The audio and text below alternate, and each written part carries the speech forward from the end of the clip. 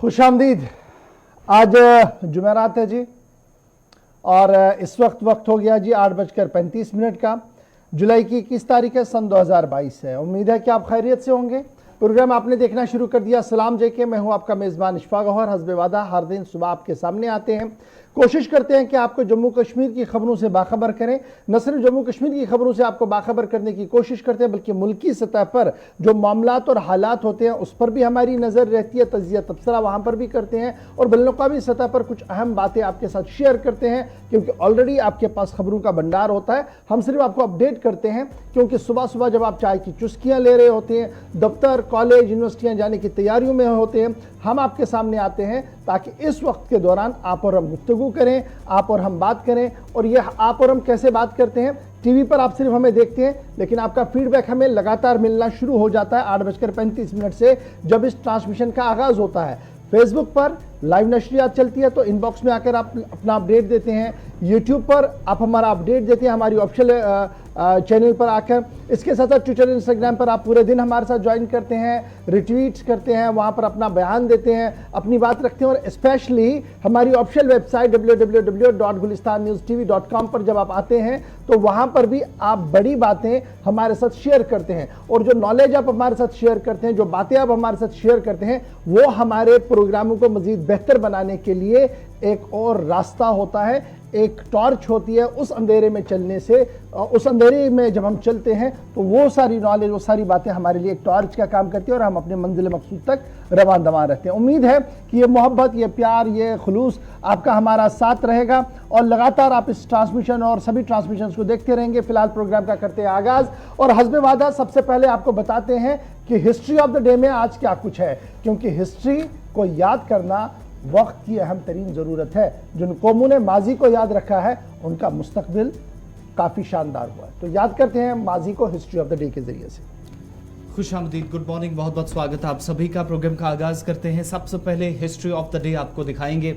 आज का दिन क्या बताता है। 7वां महीना है जुलाई 2022 का, तारीख आज 21 है। आज के दिन की जहां तक बात है, बहुत सारे ऐसे मामलात रहे हैं माजी में, लेकिन चंद एक ऐसे वाक़यात जो आपके सामने हम लेकर आते हैं आज के दिन की। 2007 में मुल्क को प्रतिभा पाटिल की शक्ल में पहली खातून सदर मिली थी और इंतज़ार रहेगा कि आज शायद एक और खातून सदर मिले। आज नताइज का ऐलान होगा, सदारती उम्मीदवार जो हमारे सामने हैं। लेकिन 2007 में जब आप ठीक 15 साल पीछे चले जाते हैं तो प्रतिभा पाटिल का चेहरा आज ही सामने आया था, 23 तारीख को 2007 में। 1883 में भारत का पहला अवामी थिएटर कोलकाता के अंदर मगरबी बंगाल में खुला। 1884 में पहला cricket test match Lord's England के अंदर बर्तानिया में खेला गया। शुरुआत टेस्ट क्रिकेट की हुई इंटरनेशनल लेवल पर। 1960 में आज ही के दिन सिरमदन नाइके श्रीलंका में दुनिया की पहली खातून वज़ीर-ए-आज़म बनी। साल 1960 में तारीख थी 21 जुलाई अंग्रेजी कैलेंडर के मुताबिक। 1831 में आज ही का दिन जब 21 जुलाई को हम देखते हैं तो बेल्जियम ने नीदरलैंड से आज़ादी हासिल की थी और लियोपोल्ड बादशाह आज के दिन बनाए गए, जिनको सबसे पहले ये जिम्मेदारी दी गई कि बेल्जियम के वो पहले बादशाह बनेंगे 1831 में। 1852 में पाकिस्तान आईसीसी यानी इंटरनेशनल क्रिकेट काउंसिल का रुकन बना, मेंबर बनाया गया पाकिस्तान को। इसके अलावा 1965 में पाकिस्तान, तुर्की और ईरान ने इलाकाई अशराकी मुआहदे पर दस्तखत किए और तीनों ने मुख्तलिफ शोबों में एक साथ काम करने पर जोर दिया। 1965 में इस मुआहदे पर दस्तखत हुए तीनों ममालिक के दरमियान। 1940 में सोवियत यूनियन ने आज ही के दिन एस्टोनिया, लिटुया और लिथुआनिया को अपने साथ मिला लिया। तारीख 21 थी और तारीखी दिन रूस के एतबार से, सोवियत यूनियन के एतबार से 1940 में आज के दिन ये तमाम ममालिक एक साथ आए थे, जिसके बाद इन्होंने मुश्किल वक्त में रूस का साथ निभाया, चाहे वो तालिबान के साथ हो, अफगानिस्तान के अंदर दाखिला हो, ये सारी चीज़ें उसके बाद हमने देखी। लेकिन इन छोटे ममालिक ने रूस का साथ नहीं छोड़ा। तो ये आज का दिन काफ़ी अहमियत का हामिल। आज एक और तारीख बनेगी, उस पर भी थोड़ी देर में जाएंगे। लेकिन खबरों में खास क्या है, शुरुआत अब प्रोग्राम की करते हैं हिस्ट्री ऑफ द डे के बाद। सीधा तय फॉर्मेट के मुताबिक खबरों पर चलते हैं।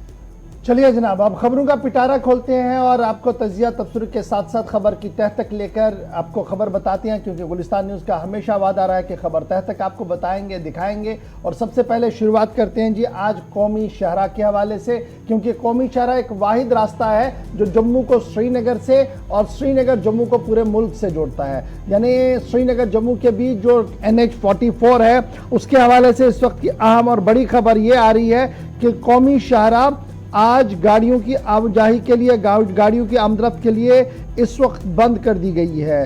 और साथ साथ ये भी साफ कर दिया गया है कि श्री अमरनाथ जी यात्रा के हवाले से भी आज यात्रियों को टनल को क्रॉस करने की इजाज़त नहीं दी जाएगी। अब यह मामला क्यों दरपेश आ रहा है, क्योंकि कल आपको याद होगा, कल हमने इसी प्रोग्राम में आपको बताया था कि कैफेटेरिया मोड रामबन, जहां पर पस्सियां गिरा रही थी और कई मकामात पर ज़मीनी कई मकामात पर जो थे इस तरीके का मिट्टी के तोदे गिराए थे, तो उसके बाद उसको हटाने का काम भी शुरू किया गया था। मौसम कदरे बेहतर था और फिर चंद घंटों के बाद हमने गाड़ियों की आवाजाही भी देखी थी। लेकिन इस वक्त खबर यह है कि श्रीनगर जम्मू कौमी शाहरा को बंद कर दिया गया है गाड़ियों की आवाजाही के लिए। कैफेटेरिया मोड़ और आसपास के मकाम पर लगातार जो सूरत हाल है वो फिर से वैसी बनी है और यात्री भवन जम्मू से किसी भी यात्री को आगे चलने की इजाज़त नहीं होगी। रात देर गई की तस्वीरें आपके सामने हैं जी कि किस तरीके से वहाँ पर ऑपरेशन शुरू किया गया था सड़क की मरम्मत और सड़क से मलबा हटाने के हवाले से। मेहाड़ रामबन का इलाका है, दोनों तरफ आप देख रहे थे कि रात से ही ट्रैफिक को रोका गया था एहतियातन, चूंकि मौसम तो अभी खराब नहीं हुआ था, लेकिन खुशगवार मौसम के बीच भी अचानक पत्थरों का सिलसिला दोबारा से शुरू हुआ।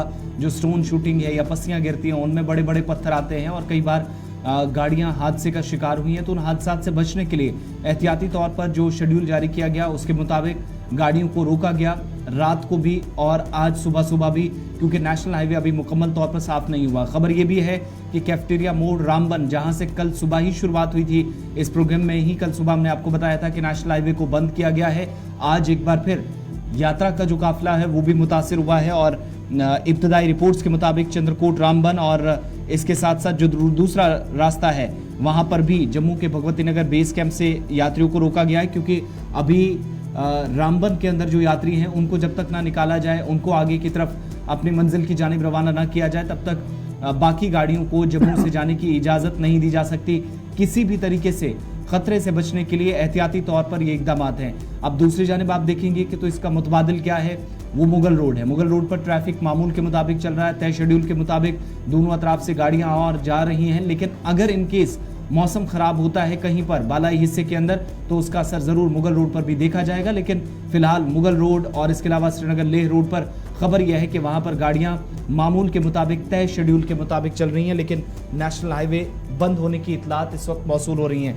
नदीम इकबाल हमारे संवाददाता, गुलिस्तान न्यूज़ नुमाइंदा हमारे साथ हैं। नदीम, क्या मजीद अपडेट है? और खबर है कि यात्रा के काफिलों को भी आधे रास्ते में रोक दिया गया है।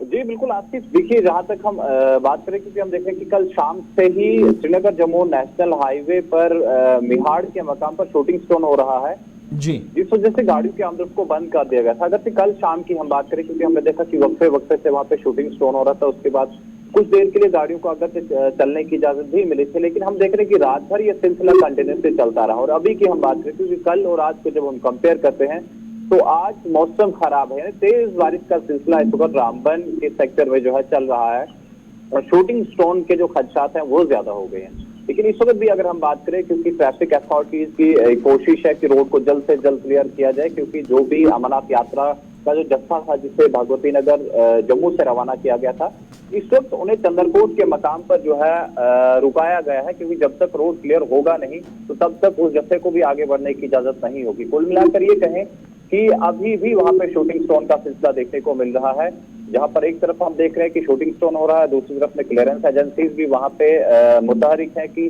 जैसे ही शूटिंग स्टोन का सिलसिला रुकेगा उसके बाद गाड़ियों को जो है चलने की इजाजत दी जाएगी, क्योंकि रोड क्लियरेंस में ज्यादा वक्त लगेगा नहीं, लेकिन जब मौसम खराब हो जाता है तो जाहिर सी बात है परेशानी और बढ़ जाती है, मुश्किलात और बढ़ जाती है रोड क्लियरेंस में। और अभी भी जहां हम देख रहे हैं कि तेज बारिश का सिलसिला रामबन सेक्टर के अंदर जारी है, जिस वजह से रोड क्लियरेंस में काफी सारी दिक्कतें पेश आ रही हैं। अब तो बारिश भी शुरू हो गई है नदीम, क्योंकि महकमा मौसमियात ने कहा था कि पैचेस में बीच बीच में बारिश हो सकती है रामबन से बनिहाल सेक्टर में।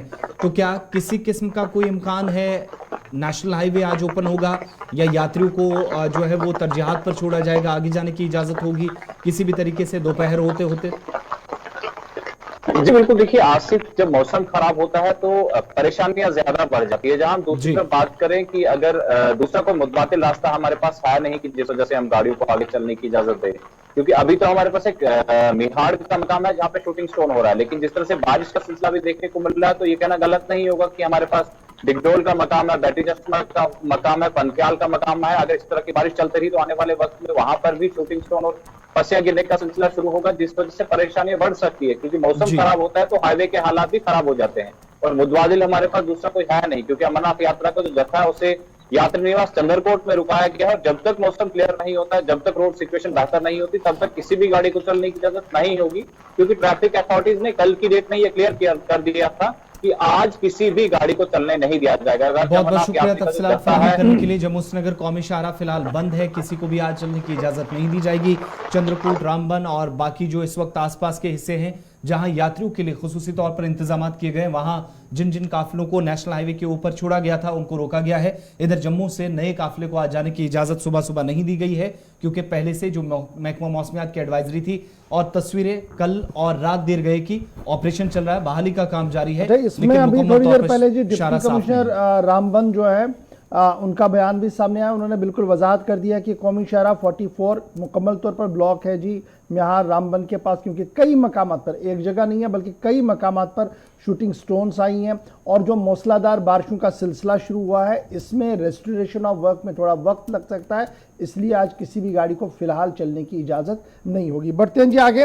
बात जब बारिशों की हो रही है, बात जब मौसमी सूरत हाल की हो रही है, तो कल आपको याद होगा कि डोडा के अंदर किस तरीके का मामला सामने आया था, जहां पर ज़बरदस्त बारिशें हुई थी और फिर तुग़यानी कुछ नालों के अंदर आई थी, और ये भी कहा जा रहा था कि जनाब क्लाउड बर्स्ट हुआ है जी डोडा के कुछ बालाई इलाकों के अंदर, जिसके बाद रात देर गए तक मुकम्मल तौर पर डिटेल्स तो सामने नहीं आ रही थी। लेकिन अब कहीं ना कहीं ये बात सामने आई है कि कल वाले मामले में जो क्लाउड बर्स्ट हुआ है उसमें 14 ऐसे स्ट्रक्चर्स हैं जिनको मुकम्मल तौर पर नुकसान हुआ है क्लाउड बर्स्ट के दौरान। और जब इन सारे अमलाक को आप देखते हैं तो इनमें स्कूल भी है, रिहायशी मकानात भी हैं और दीगर चीज़ें भी हैं जहां पर लगातार नुकसान हुआ है। कल डिप्टी कमिश्नर की तरफ से भी इस पूरे इलाके का मुआयना किया गया, और क्योंकि सूबाई कमिश्नर जम्मू ने हिदायत दी थी कि इलाके का जायज़ा लिया जाए, उसके बाद जो नुकसान हुआ है उसका तखमीना लगाया जाए। फिलहाल नुकसान कितना और हुआ है इसका हमें भी इंतजार रहेगा, क्योंकि स्टेट एडमिनिस्ट्रेशन लगातार इस पूरे मामले पर नजर। वसीम गत्तू इस वक्त डोडा से हमारे साथ है। वसीम, जरा अपडेट कीजिएगा, क्या कुछ सूरत हाल है? कल ये खबर थी कि कुल मिलाकर 20 स्ट्रक्चर्स ऐसे हैं जिन्हें नुकसान पहुंचा है, जिनमें स्कूल है, टीआरसी की बिल्डिंग है, कुछ प्राइवेट इमलाक है, तो कुल मिलाकर 20 स्ट्रक्चर्स बताए जा रहे थे। क्या अब क्लियर हो गया सारा मामला, चूंकि पानी का बहाव बहुत ज़्यादा कम हुआ है कल से, तो क्या कुछ सूरत हाल है? कितना नुकसान अभी तक हुआ है? देखिए, कल देर रात तक जो वहां पे एडमिनिस्ट्रेशन के लोग हैं उनसे जब बातचीत हुई, वो लगातार इसको एसेस कर रहे हैं, इस चीज को देख रहे हैं कि कितना नुकसान इस इलाके में है। जिस तरह से आपको बताएं कि हमारे पास जो खबर आई थी पहले 7 से ज्यादा कुछ चीजें बताई गई थी कि जो इनका स्ट्रक्चर जो वो मौजूद ही नहीं है ग्राउंड पे, पर उससे ज्यादा हम देख रहे हैं कि 20 से ज्यादा स्ट्रक्चर जो कल हमारे एडमिनिस्ट्रेशन से वहां के बात हुई, उनका यही कहना है कि 20 से ज्यादा जो स्ट्रक्चर है, जिसमें एक स्कूल है, कुछ दुकानें हैं, कुछ घर हैं जो जमीन पे है ही नहीं कहीं। तो जिस तरह से डिस्ट्रिक्ट एडमिनिस्ट्रेशन से बातचीत हुई, उनका यही कहना है 40 के आसपास जो ऐसे घर हैं जिनको नुकसान पहुंचा है, और डिस्ट्रिक्ट एडमिनिस्ट्रेशन की जितनी भी टीम है वो वहां पे मौके पे मौजूद है, वो देख रही है कि कितना नुकसान इस इलाके के अंदर हुआ है और किन किन घरों को नुकसान हुआ है। उसके अलावा जो छोटा मोटा नुकसान जो इर्द गिर्द में घर होते हैं वो भी कहीं पे नजर नहीं आ रहे हैं। तो हम देख रहे हैं कि डिस्ट्रिक्ट एडमिनिस्ट्रेशन डोडा वहां पे बिल्कुल लगातार जारी है, इस चीज को देख रही है कि इस इलाके के अंदर कितना नुकसान हुआ। जमीन बहुत ज्यादा खिसक गई है, जो इलाके के अंदर लोगों की जमीन होती है वो खिसक गई है अपनी जगह से। तो कहीं ना कहीं हम ये बता सकते हैं कि नुकसान इस वक्त उस इलाके के अंदर काफी ज्यादा हुआ है। और डिस्ट्रिक्ट एडमिनिस्ट्रेशन डोडा ने आज वहां अच्छा, फिर अगर दौरा मैं करना है इसको और रेड क्रॉस के तहसील या तहत उनको डिस्ट्रिक्ट से देखूं तो कितना दूर है इलाका है जहां पर एक क्लाउड बस्ट की विजुअल्स हम कल से दिखा रहे हैं, नंबर 1। और क्या कोई जानी नुकसान की भी कोई इतला? देखिए, जानी नुकसान की कोई भी इतला सामने निकल के नहीं आई है और ये एडमिनिस्ट्रेशन की तरफ से पहले ही ये चीज क्लियर की गई थी। और यहाँ से अगर हम बात करें, डिस्ट्रिक्ट डोडा से लगभग ये 55 किलोमीटर दूर है, एक हिली एरिया माना जाता है। उस हिली एरिया में इस तरह का मामला जो है सामने निकल के आया है। बहुत शुक्रिया जी हमारे बहुत साथ शुक्रिया ज्वाइन तफसीलात फराहम करने करने के लिए। ये सारी सूरत हाल रही है, लेकिन इस मामले पर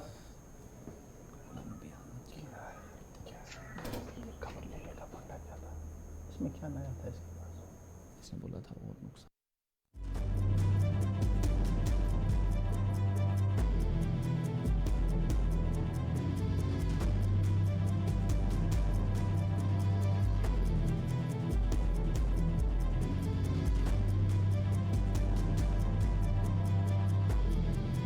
ये डोडा के हवाले से आपको खबर बताई जहां पर नुकसान हुआ है और इमदादी टीमें कल ही इंतजामी के मुताबिक रवाना की गई हैं और मुतासरीन को मुनासिब मुआवजा भी देने की बात हुकाम की जानिब से कही गई है।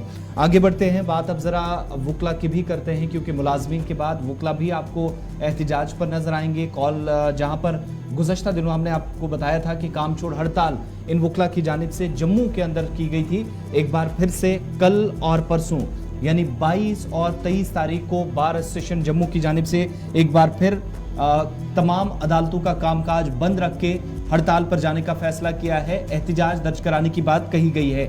ये उस दिन हो रहा है जब ठीक 3 दिन पहले भी एक दिन के लिए कामकाज छोड़कर वुकला की जानिब से हड़ताल की गई और वुकला ये मान रहे हैं कि सरकार की जानिब से कुछ ऐसे फैसले लिए गए या कोविड के बीच में ऐसे मामलात रहे जिसकी वजह से रजिस्ट्रेशन का प्रोसेस वो भी जब आहते से बाहर गया, उसकी वजह से कामकाज काफ़ी मुतासिर हुआ।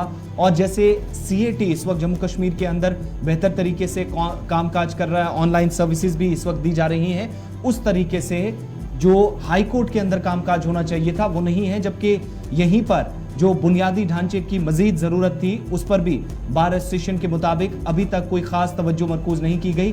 जो मजीद इमारत तामीर करने की और बाकी ढांचे के अंदर सहूलियात फराहम करने की बात बार बार हुकाम के नोटिस में लाई गई, लेकिन सिवाय यकीन दहानियों के उन्हें अभी तक कुछ हासिल नहीं हुआ है। MK भारद्वाज साहब, president Jammu Kashmir high court bar association Jammu chapter, इस वक्त हमारे साथ है। बहुत बहुत शुक्रिया भारद्वाज साहब ज्वाइन करने के लिए। वुकला एहतजाज पर है और ये मामला पिछले कई महीनों से हम देख रहे थे कि आहिस्ता आहिस्ता करके उभर रहा था और कई बार ये भी कहा गया था कि स्टेट एडमिनिस्ट्रेशन और डिस्ट्रिक्ट एडमिनिस्ट्रेशन हो या फिर आपका अपना जो सिस्टम है चीफ जस्टिस के साथ ये मामला टेकअप किया गया और बहुत जल्द शायद इसका हल भी निकलेगा।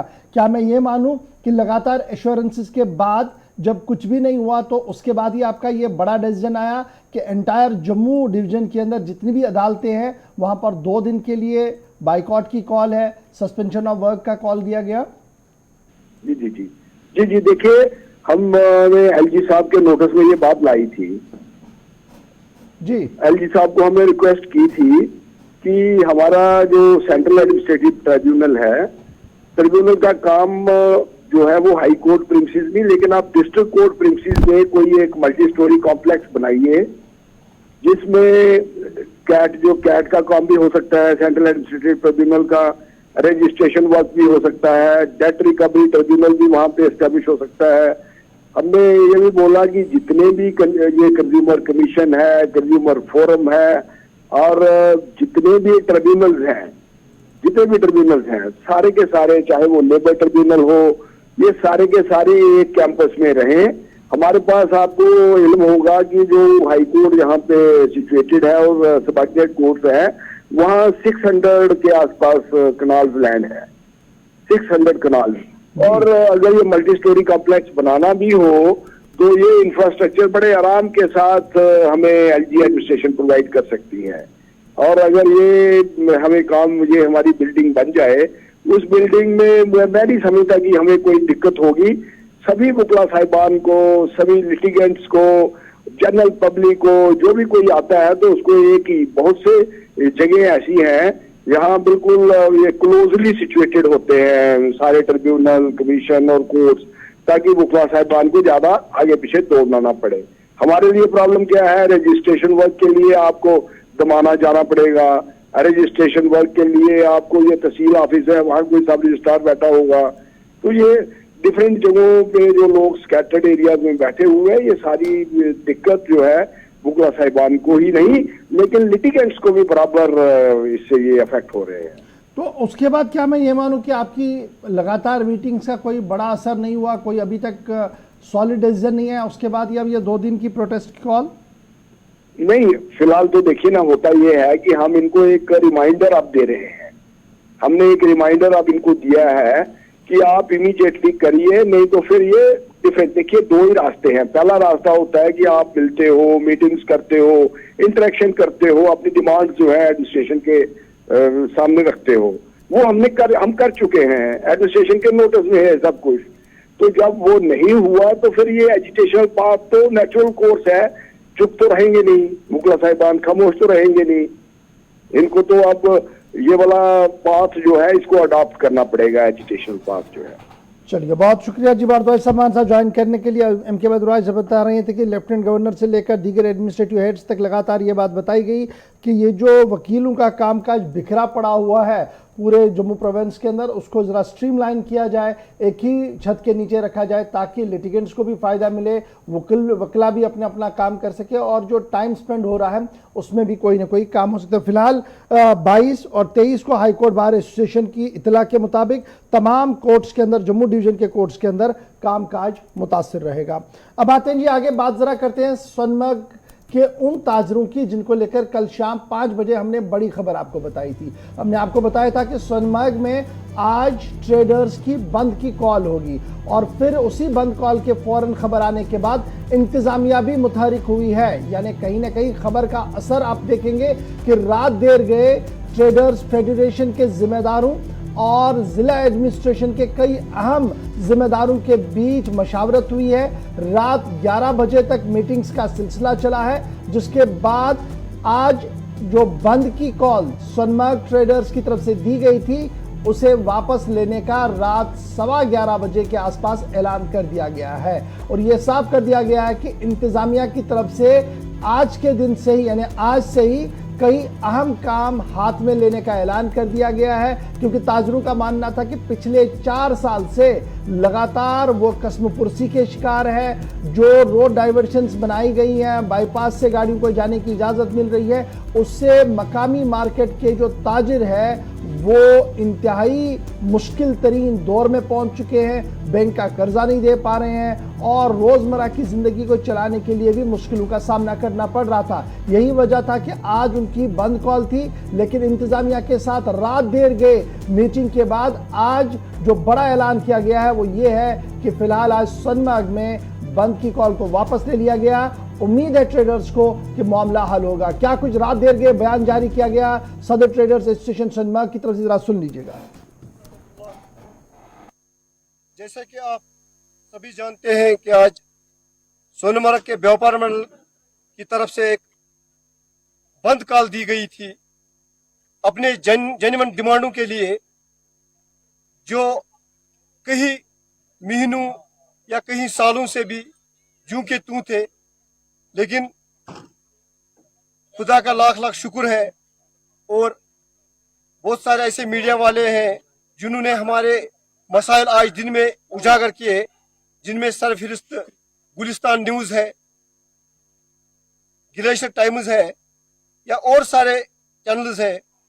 उनके वजह से हमारे मसाइल उजागर हुए हैं और ख़ासकर 5 का 5 जो आज मैं लाइव था गुलिस्तान न्यूज़ पे, तो मैंने उस टाइम भी कहा था कि सोनमर्ग बंद है और सोनमर्ग कल बंद होनी थी। लेकिन हमारी जो डिमांड्स है, मुतल्लिका एसएचओ साहब ने हमें बुलाया और सीओ डेवलपमेंट अथॉरिटी सोनमर्ग, इन दोनों ने हमारे साथ इस वक्त 10 बजे से 11:05 तक रात की मीटिंग की कैप्टेरिया पार्क में, जिसमें ये तय पाया गया कि जो जेन्युइन डिमांड्स आप लोगों के हैं वो पूरी की जाएगी और टूरिस्ट प्लेस सोनमर्ग को फिर से रौनक बख्शा जाएगा। जैसा कि हमने लद्दाख करगिल ट्रांसपोर्ट जो व्हीकल्स है या लोकल जो टूरिस्ट यहाँ आ रहे हैं या आउटसाइड जो हमारे स्टेट्स के टूरिस्ट आ रहे हैं उनको भी यहाँ लाया जाएगा। और ये आश्वासन दिया गया कि कल से इंशाअल्लाह रहमान बाज़ाब्ता तौर शितगढ़ी से ओपन रास्ता रहेगा सोनमर्ग के लिए, और जो यात्रा के प्लान के मुताबिक ट्रांसपोर्ट चलेगा वो नेशनल हाईवे बाईपास की तरफ रवा दवा रहेगा। इसलिए मैं गुजारिश करता हूं अपने मार्केट से कि कल का जो हमारे कॉलेज हड़ताल की कॉलेज थी वो कल इंशाअल्लाह रहमान आप नहीं रहेगा। इंशाअल्लाह रहमान कल ट्रेडर्स फेडरेशन रात देर गए बयान जारी करते हुए कह रहे थे कि इदारों की तरफ से उनके साथ राब्ता किया गया, ओपन मार्केट करने की बात कही गई, यानी आज कोई हड़ताल नहीं होगी, क्योंकि एश्योरेंस दी गई थी कि जिस ट्रैफिक सस्पेंशन को किया गया है उसको बहाल किया जाएगा। सोनमर्ग की खूबसूरती को देखने के लिए जो लोग जाना चाहते हैं उस मार्केट से उन्हें जाने की इजाज़त होगी, लेकिन यात्रा चूंकि सिक्योरिटी कंसर्न है इसलिए वो नेशनल हाईवे के जरिए से ही जाएगी। देखना होगा कि अब कितना फ़ायदा ट्रेडर्स को मिलेगा। बहरहाल इंतज़ामिया रात देर गई हरकत में दिखी, खबर का असर या खबर नशर होने के फौरन बाद। अब बढ़ते हैं जी आगे, बात जरा जम्मू कश्मीर की तरक्की की करते हैं और उन मंसूबों की करते हैं जिनको लेकर पिछले 1.5 साल के दौरान कई बार बातें हुई, लेकिन अब ब्लैक एंड व्हाइट में मामला on the floor of the house चला गया, यानी बात लोकसभा से सामने आई है। तहरीरी सवाल के जवाब में जम्मू कश्मीर के मामले पर मरकजी वजारत दाखिला की तरफ से जवाब दिया गया और कहा गया कि तकरीबन 36,000 करोड़ रुपया इंडस्ट्रियल जमीन जो है वो देने का फैसला ले लिया गया है। जम्मू कश्मीर के अंदर 36,000 करोड़ रुपए की जमीन जो है नेटवर्थ जिस जमीन की है वो जनाब अलॉट की गई है इंडस्ट्रियल लैंड जम्मू कश्मीर के अंदर। और इन्वेस्टमेंट एप्लीकेशंस जो हैं उस पर जो हमारी इन्वेस्टमेंट आएगी, जो एप्लीकेशंस आई हैं, जो दरख्वास्तें आएंगी, तकरीबन 54,000 करोड़ रुपीस इन्वेस्टमेंट के तौर पर आएगी। और अभी तक ये सिर्फ फरवरी 2021 तक के आंकड़े लोकसभा के अंदर दिए गए। कहा गया कि एप्लीकेशंस जो आई हैं जिन्हें मंजूरी दी जा रही है उससे हमें तकरीबन 54,000 करोड़ रुपीस इन्वेस्टमेंट होगी। फरवरी 2021 तक का यह आंकड़ा था। उसके बाद यह भी कहा गया कि जब ये इतनी इन्वेस्टमेंट आएगी तो 36,000 करोड़ रुपए तक की जो मालियत की जमीन है इंडस्ट्री की वो वहां पर दी गई है और दी जा रही है। साथ साथ ये भी साफ कर दिया गया है कि बहुत सारे कदम उठाए जा रहे हैं ताकि जम्मू कश्मीर के अंदर यकसा तरक्की के मौके फराहम किए जा सके।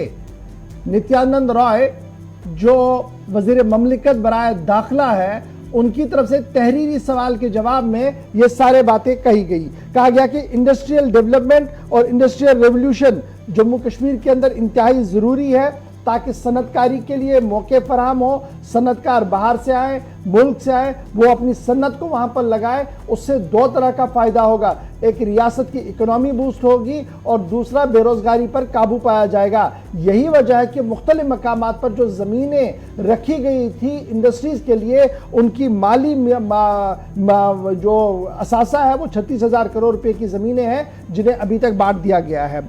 और आगे ये भी कहा गया कि प्राइम मिनिस्टर डेवलपमेंट पैकेज सन 2015 में जो शुरू किया गया था इस पर कई अहम और हसास प्रोजेक्टों को मुकम्मल किया गया है। 50 से ज़्यादा प्रोजेक्ट ऐसे हैं जो मुख्तलिफ तकरीबन 15 मिनिस्ट्रीज़ के अंदर इम्प्लीमेंट होने थे, जिस पर 58,477 करोड़ रुपया खर्च होना था। लगभग वो पावर है, हेल्थ है, एजुकेशन है, टूरिज्म है, एजुकेशन है, स्किल डेवलपमेंट और दीगर इदारे हैं, वहाँ पर ये रकूमात जो है वो खर्च कर दी गई है। और 50 से ज़्यादा प्रोजेक्ट्स में से 29 प्रोजेक्ट ऐसे हैं जो मुकम्मल तौर पर कंप्लीट किए गए हैं। बाकी मानदा प्रोजेक्ट 8-9 प्रोजेक्ट जो हैं उस पर काम लगातार जारी है, दूसरे या तीसरे मरहले पर काम आ गया है और बहुत जल्द वो सारे अहम और हसास प्रोजेक्ट जो है मुकम्मल होकर सामने आएंगे। अब ये जब ये बातें बताई जा रही थी लैंग्वेजिंग प्रोजेक्टों का भी इस मामला सामने आया। कहा गया कि 1193 प्रोजेक्ट जिन पर 1984 करोड़ रुपया खर्च किया गया जी लैंग्वेजिंग प्रोजेक्ट्स के तहत, इन्हें मुकम्मल कर दिया गया और आने वाले चंद सालों के अंदर मजीद लैंग्वेजिंग प्रोजेक्टों पर पैसा दिया जा रहा है, पैसा जनरेट भी किया जा रहा है, मरकज़ की तरफ से भी दिया जा रहा है, इन्हें भी पूरा किया जाएगा। मरकजी वजीर ने कल इसमें और वजाहत करते हुए यह भी कहा है कि कई ऐसे मेगा प्रोजेक्ट्स हैं जिन पर काम शद्दुमत से जारी है, जिनमें एम्स चाहे जम्मू हो या कश्मीर हो, 7 medical college, 2 cancer institute, 15 nursing college, इन पर काम लगातार जारी है। इसके साथ साथ Indian institute of technology Jammu, Indian institute of management Jammu, ये फंक्शनल बनाए गए हैं। इसके अलावा पावर प्रोजेक्टों पर भी काफ़ी ज़्यादा पेशरफ्त हो रही है और उम्मीद लगाई जा रही है कि आने वाले दिनों में 3 से 5 हज़ार मेगावाट बिजली जो है वो मजीद चंद महीनों के अंदर अंदर जम्मू कश्मीर को मिल सकती है। पब्लिक सेक्टर के अंदर रोजगार फराहम किया गया, यानी प्राइवेट सेक्टर के अंदर रोजगार फराहम किया गया और सरकारी सेक्टर के अंदर भी रोजगार को फराहम करने की बातें और दावा कल सरकार की तरफ से पेश किया गया। 17.2% हमारी आज के दिन में बेरोजगारी की शरह है। 30,000 नौकरियां सरकारी तौर पर और 2 से 2.5 लाख रोजगार जो है वो प्राइवेट सेक्टर के अंदर देने की बात इस रिपोर्ट के अंदर कही गई है। तो ये बड़ी इंपॉर्टेंट बात थी, क्योंकि बहुत सारे लोग कह रहे थे कि जनाब कुछ नहीं हो रहा है। तो मरकज ने 2019 से पहले क्या कुछ हुआ, 2019 के बाद किस तरीके का माहौल है, डेवलपमेंट के एस्पेक्ट में क्या कुछ रहा है, ब्लैक एंड व्हाइट में ऐवान के सामने रख दिया है। जी Asif.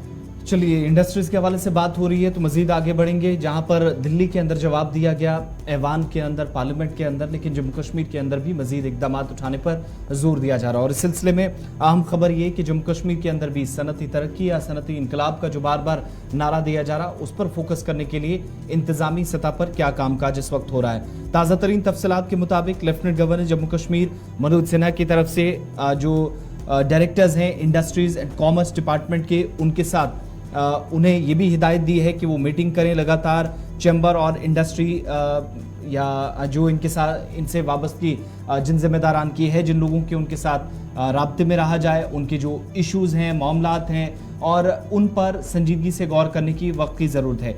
Chief secretary doctor Arun Kumar Mehta, क्योंकि वो भी इन मीटिंग्स का हिस्सा रहते हैं, और उनसे भी ये कहा गया कि वो जो कॉमर्स एंड इंडस्ट्रीज़ के जो रिप्रेजेंटेटिव्स हैं उनसे वो मुलाकातें करेंगे और साथ ही साथ हर 3 महीने के दौरान जो मामलात हैं, जो चैलेंजेस हैं बिजनेस में, उनको हल करने की कोशिश होगी।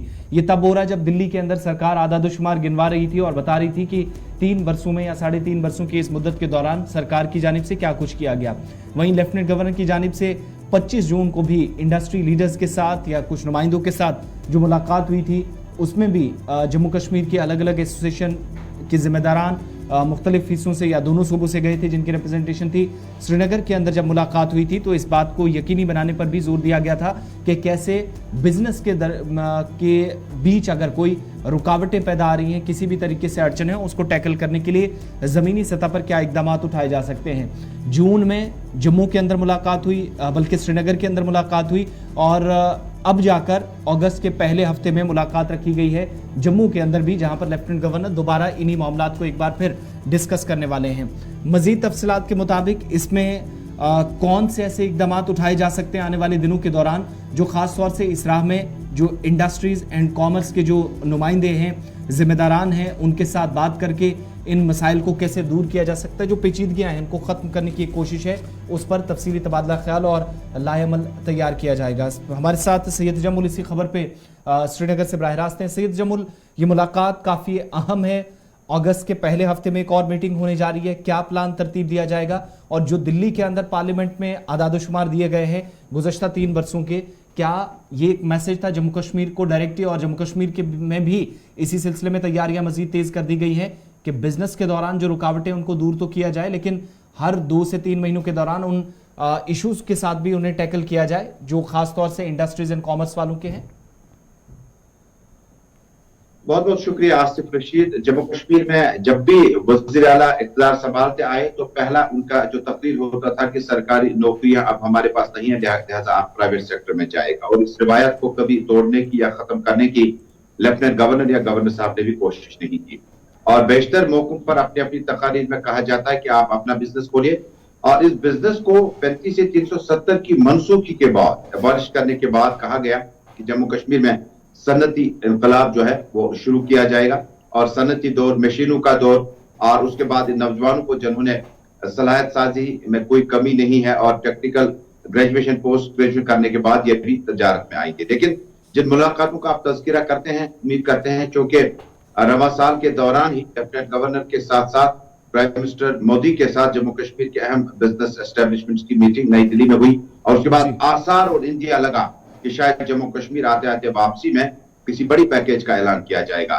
अब जो कि इंडस्ट्रीज कॉमर्स चैम्बर के जो मुख्तलिफ जोमा है, मुख्तलिफ ओहदेदार है, उनकी उम्मीदें अभी तक भर नहीं आई और लगातार मीटिंगों के बाद प्राइम मिनिस्टर लेवल तक मीटिंग करने के बाद जम्मू कश्मीर में इंडस्ट्रियल सेटअप, टूरिज्म को बढ़ावा, फाइनेंशियल जो लॉसेस हुए हैं उसको किस तरह से कंपनसेट किया जाएगा, ये मीटिंग का बड़ा अहम शुमार होगा। लेकिन उससे पहले क्योंकि जिस वक्त आप बैनुल अक़वामी सतह की मीटिंग का तज़किरा जम्मू कश्मीर में करते हैं तो उम्मीद है कि बिजनेस यूनिट होल्डर्स जो है, चाहे वो स्मॉल इंडस्ट्रियलिस्ट हैं या जम्मू कश्मीर के नामी गिरामी, चाहे वो जम्मू प्रोविंस के हों, कश्मीर के खनमू प्रोविंस के हों, बाकी जगहों पे हों, उम्मीद की जाती है कि जो नई पौध है अब वो इंडस्ट्रियल पॉलिसी या इस तजारती अंजुमनों के साथ जुड़ के जो सरकारी रोजगार के वसाइल कम होने लगे हैं उसकी भरपाई की जाए। लेकिन मीटिंग में कोई एजेंडा जो है वो जम्मू कश्मीर में जो तामीर और तरक्की है, जम्मू कश्मीर में इंडस्ट्रियल सेटअप को और बाकी प्राइवेट सेक्टर को बढ़ावा देना है।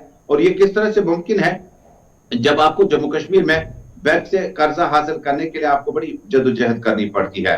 आपको मामूली पानी और वाटर टैप का कनेक्शन हासिल करने के लिए आपको महीनों लग जाते हैं। जिस वक्त आप इंडस्ट्रियल पॉलिसी और इस तरह से तजारती अंजुमनों की दोबारा असर नव सरगर्मियों को देखते हैं तो रिलैक्सेशन ऑफ रूल्स बड़ा लाजमी था और डायरेक्टर इंडस्ट्रीज के साथ साथ प्रिंसिपल सेक्रेटरी इंडस्ट्रीज कॉमर्स, इनकी मीटिंग मुतवातिर तौर पर लगातार होनी चाहिए थी चैम्बर के साथ, इंडस्ट्रीज एंड कॉमर्स के साथ, लेकिन फिर वक्त जो ऐसा माहौल मुझे नजर नहीं आ रहा है। शायद यही वजह है कि लेफ्टिनेंट गवर्नर ने कल इस बात की वजाहत कर दी है कि चीफ सेक्रेटरी लेवल पर हर 3 महीने में एक मीटिंग होगी, डायरेक्टरेट लेवल पर ट्रेड एंड चैम्बर से वाबस्ता लोग जो हैं उनके साथ मुलाकातों का सिलसिला जारी रहेगा। कंसल्टेशन प्रोसेस को बढ़ाने की बात कही दी गई है ताकि जो ग्रीवेंसेस ट्रेडर्स के हैं वो हाईएस्ट लेवल पर जो है वो एड्रेस किए जा सके। शायद यही एक बड़ी वजह है कि लेफ्टिनेंट गवर्नर ने इस बात को समझते हुए कल ये ऑर्डर्स इसी मीटिंग के अंदर जारी कर दिए थे। बढ़ते हैं जी आगे, बात जरा वजीर दिफा राजनाथ सिंह की करते हैं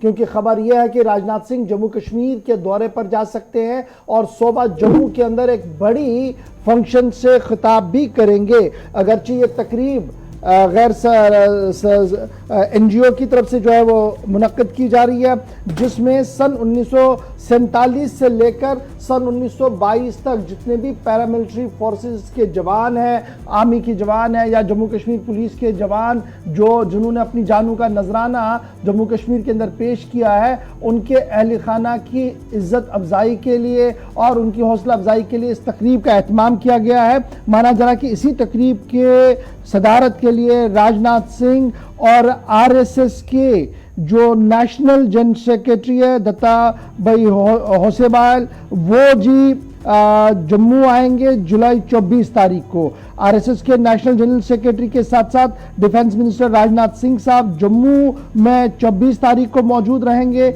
जहां पर उन फैमिलीज के साथ जो आर्मी की है, पैरामिलिट्री फोर्सेस की है, जम्मू कश्मीर पुलिस की है, सन 47 के बाद जिन्होंने अपनी जानों का नजराना दिया और उन एहलकारों के उन जो लोग उनके हैं उनके साथ बैठकर इस तकरीब का हिस्सा बनेंगे वजीर दिफा। याद रखिएगा वजीर दिफा का ये दूसरा दौरा होगा। इससे पहले जून 17 को जब 200वीं बरसी थी महाराजा गुलाब सिंह साहब की, उस मौके पर भी वज़ीर दिफा जम्मू के अंदर मौजूद थे और उस वक्त उन्होंने इशारों किनारों में एक बात बताई थी कि जम्मू कश्मीर के अंदर बहुत जल्द इंतखाबात हो सकते हैं क्योंकि इलेक्शन कमीशन अपनी तैयारियों में मसरूफ है। वहीं पर इस दौरे के बाद दोबारा से जम्मू का दौरा करना और उनके साथ साथ नेशनल जनरल सेक्रेटरी आरएसएस के होना इस बात की गम्माज है और इस बात की ओर इशारा कर रही है कि election commission of India, chief electoral officers की मीटिंग्स इस बात का इशारा है कि कहीं ना कहीं इलेक्शन हो रहे हैं और शायद राजनाथ सिंह बीजेपी की तरफ से एक अहम तरीन कड़ी के तौर पर जम्मू कश्मीर के अंदर देखे जा सकते हैं आने वाले चुनाव में, क्योंकि लगातार उनका जम्मू कश्मीर आने जाने का सिलसिला शुरू हो गया है। सिर्फ 2 महीनों के दौरान दूसरी विजिट होगी डिफेंस मिनिस्टर की जम्मू के अंदर। अगरचे ये मीटिंग डिफेंस के एतबार से नहीं है, वजारत दिफा के एतबार से नहीं है, लेकिन गैर सरकारी तंजीम की तरफ से प्रोग्राम को ऑर्गेनाइज किया गया है जिसमें डिफेंस, पैरामिलिट्री फोर्सेस और जम्मू कश्मीर पुलिस के उन फैमिलीज को याद किया जाएगा जिन्होंने सन 47 से लेकर सन 2022 तक अपनी जानों का नजराना मुल्क की हिफाजत के लिए किया है। तो 24 जुलाई 2022 राजनाथ सिंह का दौरा जम्मू कश्मीर और जम्मू के अंदर खुसूसी तकरीब से करेंगे सदारत राजनाथ सिंह साहब। 24 तारीख को ये दौरा और इसके लिए तैयारियां जम्मू के अंदर की जा रही हैं। हालांकि एक एनजीओ है जिसका लेना देना आरएसएस के साथ है और इस प्रोग्राम को उन तमाम लोगों के लिए रखा गया है। 2000 के करीब फैमिलीज हैं जिनका कोई घर का कोई फर्द किसी भी जंग में या जंग के अलावा भी किसी ऑपरेशन में मुल्क की सलामती को यकीनी बनाते हुए चल बसा है, जाने कुर्बान किए, उन सभी लोगों को याद किया जाएगा। आगे बढ़ते हैं, बात यात्रा के हवाले से मजीद करते हैं क्योंकि प्रोग्राम की शुरुआत में ही हमने आपको बताया कि यात्रा आज जम्मू से रोक दी गई है। ख़राब मौसम की वजह से जम्मू श्रीनगर नेशनल हाईवे के ऊपर भी ट्रैफिक बार बार रुक रहा है, तो फिलहाल यात्रा को नहीं छोड़ा गया है। लेकिन दूसरी तरफ आप गुज़श्ता 24 घंटों तक आप देखेंगे जो आंकड़ा ऑलरेडी 2,20,000 के पार पहुंच चुका है। जिन यात्रियों ने 21 अलग अलग ग्रुप्स में अभी तक कुल मिलाकर जो जम्मू से रवाना किए गए हैं दर्शन कर लिए हैं। पिछले 24 घंटों के दौरान जो कल काफिला रवाना हुआ था और 11,000 से ज़्यादा अकीदतमंदों ने पवित्र गुफा के दर्शन किए हैं जो कि जम्मू से और उसके बाद फिर वादी कश्मीर में साउदर्न पार्ट से और सेंट्रल कश्मीर से जिनको रवाना किया गया था। इसके अलावा 2 और यात्री जो कि बताया जाता है कि हरकतें कल बंद होने से जिनकी मौत हुई है, एक खातून है इनमें। इस तरीके से ये तादाद जो पहले ही 15 से पार हो चुकी है, एक खातून यात्री हैं और साथ ही साथ एक टेंट का एक मालिक बताया जाता है कि जो पंजतरनी के मकाम पर, और दोनों की मौत हार्ट अटैक की वजह से बताई जा रही है। और यात्री जिनकी मौत हुई है बताया जाता है कि उनकी शनाख्त रंजना रामाचंद्रा शिंदे के बतौर हुई है। 56 साल इनकी उम्र है, महाराष्ट्र से इनका ताल्लुक है और ये नेचुरल डेथ है जो करार दी गई है। इसी तरीके से बताया ये भी गया कि पंजतरनी में जहां पर अस्पताल में इनकी डेड बॉडी को शिफ्ट किया गया और उसके बाद बालतल आगे का जो प्रोसेस है कानूनी लवाजमात पूरी करनी है वो करने के बाद इनको आबाई रियासत के लिए वापस रवाना कर दिया जाएगा। वहीं गुलाम मोहम्मद जो कि बताया जाता है गुल मोहम्मद माफ़ कीजिएगा, और पहलगाम के अंदर जिनकी मौत हुई है टेंट के मालिक थे और यहाँ पर भी इनको भी चॉपर की यानी हेलीकॉप्टर सर्विस का सहारा लेकर इनको भी जो कानूनी लवाजमात बाकी पूरी करनी थी वो उनको पूरा किया गया। लेकिन ओवरऑल आप देखेंगे तो किसी यात्री की ये यात्रा को कामयाब बनाने वालों के अभी तक जो अमवात हुई है ये सिलसिला 18 के पार जाकर पहुंचा है और इनमें 2 लोग ऐसे हैं। एक इससे पहले एक शख्स जो कि घोड़े से गिरकर जिसकी मौत हुई थी कोकरनाग से, एक मकामी नौजवान था, और उसके बाद गुल मोहम्मद ये दूसरा ऐसा नाम है जिनने इस यात्रा के दौरान अपनी जान गंवाई है। जबकि इसके अलावा जो यात्री हैं, अगर आप 8 जुलाई के हादसे को अलग रखें तो उसके अलावा भी 1.5 दर्जन से ज़्यादा यात्रियों की अब तक मौत हुई है। लेकिन वजूहात इनमें बेशतर लोगों के अमवात के पीछे बताई गई है कि कुछ लोग बीमार थे, कुछ की हरकतें कल्ब अचानक बंद हुई, ऑक्सीजन लेवल डाउन हुआ, ये सारे मामले समंदर से आप काफ़ी ऊपर चले जाते हैं, ऑक्सीजन ऑलरेडी कम होता है वहाँ पर, और अगर आपकी जिस्मानी तौर पर तंदुरुस्त नहीं है तो कई मुश्किलात से आपको 2-4 होना पड़ता है। लेकिन उसके बावजूद भी जो जोश, जो जज्बा है यात्रा को लेकर वो अभी भी बरकरार है जम्मू के अंदर भी, और मुल्क के कई रियासतों के अंदर जिन यात्रियों ने अपनी रजिस्ट्रेशन की है वो लगातार इसके इंतज़ार में है कि कब वो बाबा बर्फानी के दर्शन कर पाएंगे वहाँ गुफा के अंदर। फिलहाल बढ़ते हैं जी आगे। आज का दिन इंतहाई अहम है, पूरी दुनिया का कैमरा आज फिक्स रहेगा दिल्ली पर, क्योंकि दिल्ली की पार्लियामेंट के अंदर आज एक और हिस्ट्री जो है वो रकम होने जा रही है, एक और हिस्ट्री जो है वो तहरीर होने जा रही है, क्योंकि मुल्क के नए सदर के इंतखाब का ऐलान आज होने जा रहा है। आज हिंदुस्तान को मिलेगा 15वां सदर, और कौन होगा 15वां सदर इसके लिए आपको इंतजार करना होगा 12 बजे तक का, क्योंकि 11 बजे वोट शुमारी का अमल पार्लियामेंट के अंदर शुरू होगा और माना जा रहा है कि 1 से 1.5 घंटे के अंदर अंदर ये पता लगेगा कि देश का 15वां, मुल्क का 15वां सदर कौन हो सकता है। कौमी जमहूरी इत्तेहाद एनडीए की उम्मीदवार द्रौपदी मुर्मू एक तरफ से हैं और एक तरफ से बिखरा अपोजिशन जो है वहां पर यशवंत सिन्हा साहब नजर आ रहे हैं। लेकिन जिस दिन वोटिंग हुई थी, क्रॉस वोटिंग की खुलेआम बातें सामने आ रही थी, उसके बावजूद भी अभी तक जो सियासी पंडित है उनका मानना है कि जिस तरीके के आसार दिख रहे हैं और जो ग्राउंड सिचुएशन है उसमें द्रौपदी मुर्मू साहिबा एक वाजिया अक्सरियत से सदर के ओहदे के इंतखाब के लिए जीत सकती है, जिसके लिए वोट शुमारी का अमल 11 बजे शुरू होगा। कुल मिलाकर 809 वोट पड़े हैं, जिनमें 775 एमपीज के वोट हैं, 473 इलेक्टेड एमएलएज के वोट हैं। ये मुख्तलिफ रियासतों के अंदर पड़े हैं और सारे वोटिंग बैलेट पेपर जो है वो कल पार्लियामेंट हाउस पहुंचा दिए गए थे और कुल मिलाकर 99% वोटिंग इलेक्शन कमीशन की तरफ से रिकॉर्ड की गई थी और ये बताया गया था कि 99% वोटिंग जो है वो हुई है। एक तरफ से यशवंत सिन्हा है, एक लंबी जदोजहद वाली लड़ाई उनकी जिंदगी है, फॉरेन मिनिस्टर से लेकर अपना मिनिस्ट्री फॉर फाइनेंस तक उन्होंने देखी है, ब्यूरोक्रेट रहे हैं, पॉलिटिक्स की एक बड़ी जर्नी उसके पास है। और दूसरी तरफ से द्रौपदी मुर्मू जो गवर्नर भी है और उस कबीले से ताल्लुक रखती है जहां से शायद ही अभी तक कोई इतने अहम और बड़े ओहदे पर पहुंचा हो। तो देखना होगा कि कौमी जमहूरी इत्तेहाद वर्सेस यूनाइटेड अपोजिशन का खेल है और इसमें आज 15वें सदर के इंतखाब का ऐलान होगा।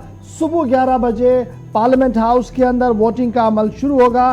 राज्यसभा के जो सेक्रेटरी जनरल है पीसी मोदी, उन्हें चीफ रिटर्निंग ऑफिसर नामजद पहले ही कर दिया गया था और उनकी निगरानी में वोट अमल 11 बजे शुरू होगा। दिल्ली पर सबकी नजरें रहेंगी। तो आज के दिन शुरुआत में जो बताया था कि आज ही के 2007 में प्रतिभा देवी सिंह पाटिल मुल्क की पहली खातून सदर बनी थी, लेकिन 15 सालों के बाद शायद यह तारीख एक बार फिर से बनने जा रही है। अगर चूंकि इस वक्त अलग अलग रिपोर्ट्स को देखें तो यशवंत सिन्हा पर द्रौपदी मुर्मू जिनको बढ़तरी हासिल है, लेकिन नताइज तकरीबन 12 बजे के आसपास क्लियर हो जाएंगे।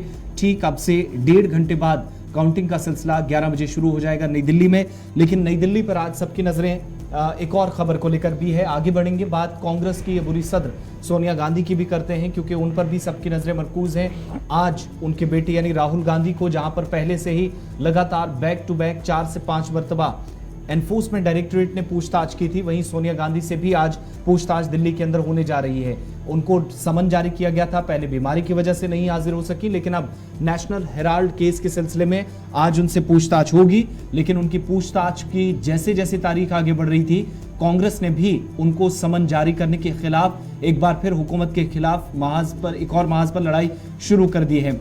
मुल्क भर के अंदर आज कांग्रेस एक तरफ एहतजाज करेगी, दूसरी तरफ आज सवालात और जवाबात का सिलसिला सोनिया गांधी से नई दिल्ली के अंदर। अच्छा जी, जहां एक तरफ से पार्लियामेंट पर सबकी नजर रहेगी 11 बजे कि द्रौपदी मुर्मू या यशवंत सिन्हा, वहीं पर 11 बजे अपने घर से रवाना होंगी कांग्रेस की सदर सोनिया गांधी एनफोर्समेंट डायरेक्टरेट के दफ्तर की ओर, और अकबर रोड से एनफोर्समेंट डायरेक्टरेट के दफ्तर तक सिक्योरिटी को ब्रीफ कर दिया गया है। कहीं पर बैरिकेडिंग्स लगा दी गई हैं और आने जाने पर खासी नजर रखी जा रही है क्योंकि कांग्रेस ने आज पूरे मुल्क के साथ साथ दिल्ली के अंदर हल्ला बोलो ऐलान कर दिया है।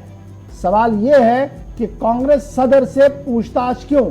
एनफोर्समेंट डायरेक्टरेट ने नेशनल हेराल्ड मामले पर 50 घंटे से ज्यादा देर तक राहुल गांधी से कई मर्तबा बातचीत की, सवाल जवाब पूछे और 50 घंटे की तवील मशक्कत के बाद उन्हें फिलहाल एक साइड कर दिया गया और उनकी वालिदा जो नेशनल हेराल्ड केस की अहम तरीन रुकन है, उनसे आज से पूछताछ होगी। अब देखना होगा एक दिन या बेटे की तरफ 50 घंटे वहां पर लगेंगे सोनिया गांधी को, लेकिन बड़ा सवाल यहां मुल्क के अंदर पूछा जा रहा है। जब मुल्क के अंदर कई दीगर हस्तियों को, कई पॉलिटिकल लीडर्स को, सोशल एक्टिविस्ट को एनफोर्समेंट डायरेक्टरेट की समन्स आती हैं, तो तब हिज़्ब इख्तिलाफ या दीगर जमातें खामोश।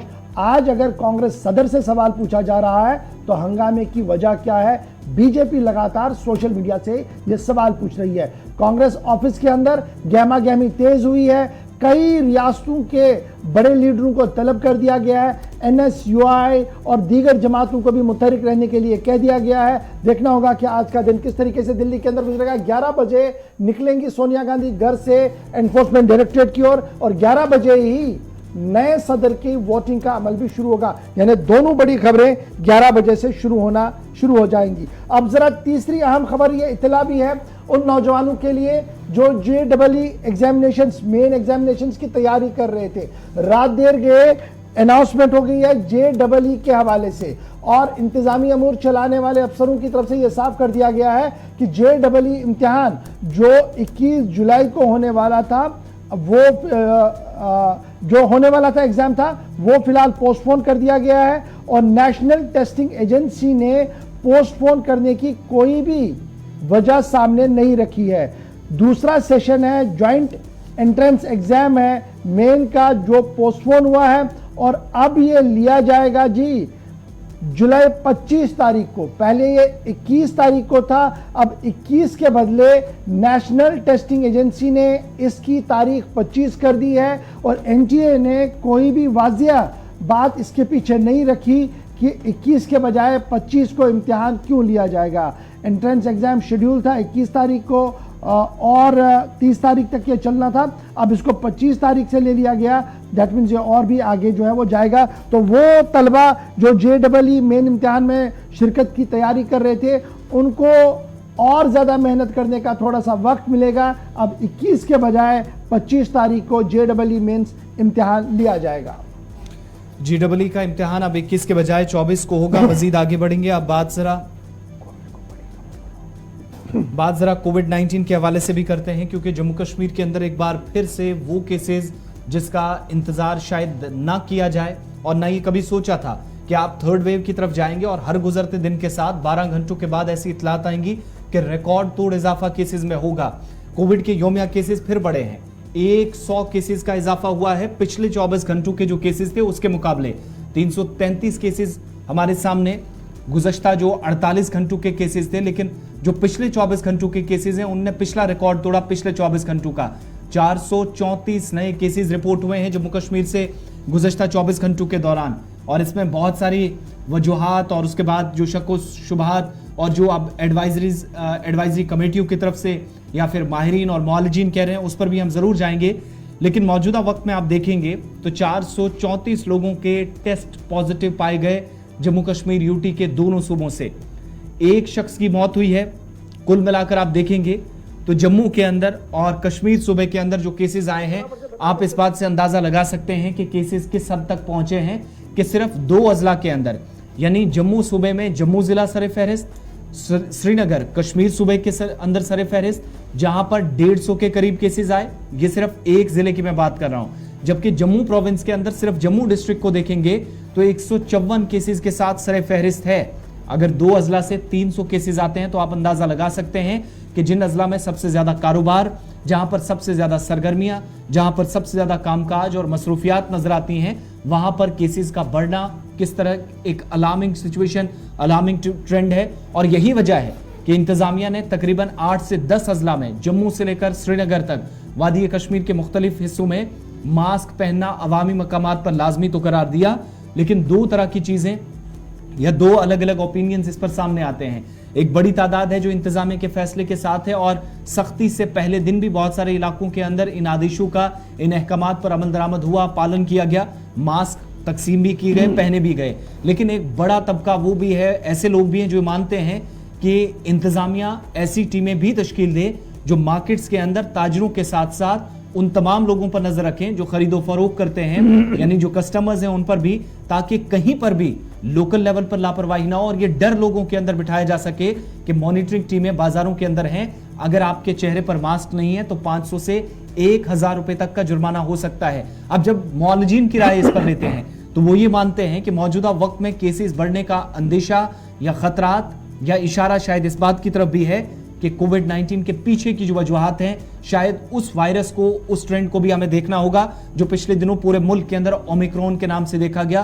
कहीं वो एक बैकबोन बनकर कोविड के बीच इसको आगे बढ़ाने में मदद तो नहीं कर। ओमिक्रॉन के सामने आए हैं और ये जो नए अक़साम, एक्सपर्ट्स का मानना है कि ये इंतहाई तशवीशनाक है, क्योंकि BA.275, BA.238, BA.5.2 ये नए अक़साम आए हैं, न्यू वेरिएंट आए हैं कोरोना के, जो तेज़ी के साथ फैल रहे हैं। और हेल्थ डिपार्टमेंट ने, चाहे जम्मू प्रोविंस हो, कश्मीर प्रोविंस हो, सबको अलर्ट कर दिया। CMO से कह दिया गया कि टेस्टिंग फैसिलिटी को तेज़ कर दिया गया, वैक्सीनेशन को और तेज़ किया जाए और साथ साथ बाज़ारों और दीगर जगहों पर भी जो है वो नज़र रखी जाए। तो आलमी वबा वायरस, जो कोविड वायरस है, इसकी चौथी लहर ने जम्मू कश्मीर में तशवीशनाक सूरत हाल पैदा कर दी है। मैं लगातार इबाहम के बिना इस बात को कहता हूं कि तशवीशनाक सूरत हाल है। कहाँ 50, 60 और 400 तक आना, 434 अफराद पॉजिटिव, एक लुकमा अजल, शफायाब 111 हुए हैं, 185 कश्मीर वादी, 248 जम्मू सूबे में महलिकीन की तादाद पहुंच रही है। कुल मिलाकर जो मरे हैं जी वो 4000 से ऊपर चला गया है। फाल मामलात भी बढ़ रहे हैं और शिफायाबी सिर्फ 111 की हुई है। अगरचे अभी जम्मू और कश्मीर को जब आप देखेंगे तो जम्मू के अंदर इस वेरिएंट को तेजी के साथ बढ़ता हुआ देखा जा रहा है। कश्मीर में थ्रेट बहुत बड़ा हुआ है, यही वजह कि अस्पतालों का रुख, डॉक्टरों का रुख, प्राइवेट क्लिनिक्स का रुख जो है वो सबसे ज्यादा किया। तो मेहरबानी करके जो एडवाइजरी जारी कर दी गई है महकमा सेहत की हुई तरफ से, स्टेट डिस्ट्रिक्ट एडमिनिस्ट्रेशन की तरफ से, उस पर कारबंद रहे और मास्क पहन कर निकले, क्योंकि मास्क अगर आपको 100% नहीं तो 40 से 45% इस मौलिक मर्ज से बचा सकती है। तो बराए करम मास्क का इस्तेमाल करें और स्टेट एडमिनिस्ट्रेशन बयानात के बजाय ऑर्डर जारी करने के साथ साथ अमली मैदान में आए, ताकि आज से 2.5 साल पहले जो सूरत हाल हमारे पास थी वो दोबारा से दस्तक ना दे। इससे बचने के लिए एहतियाती तदाबीर और बड़े पैमाने पर कैंपेन चलाने की जरूरत है, ताकि लोगों को पता लग सके कि ओमिक्रॉन किन शक्लों में आया है और उससे कितना खतरा आवाम को हो सकता है। छोटा सा ब्रेक होगा जी, ब्रेक के उस पार आएंगे तो आपको बताएंगे कि नेशनल डिजास्टर का ऐलान कर दिया गया है, किस वाले पोर्शन को नेशनल डिजास्टर के तौर पर देखा जाएगा। और फिर खबर यह भी है कि रेल अब कोयले और ईंधन के बजाय बिजली पर चलेगी, कहां पर यह चलेगी उस हवाले से भी आपको बताएंगे। और चीन की नई कारस्तानी क्या कुछ होगी उस पर भी गुफ्तगू करेंगे। 3-4 खबरों के साथ ही हम तीसरे पड़ाव में आ चुके हैं, तो फोन लाइन्स भी हमारी खुलेंगी। बने रहिएगा हमारे साथ, क्योंकि खबर के बाद जरूर आपसे गुफ्तगू आज करेंगे, क्योंकि आज आखिरी 10 मिनट आपके नाम वक्त।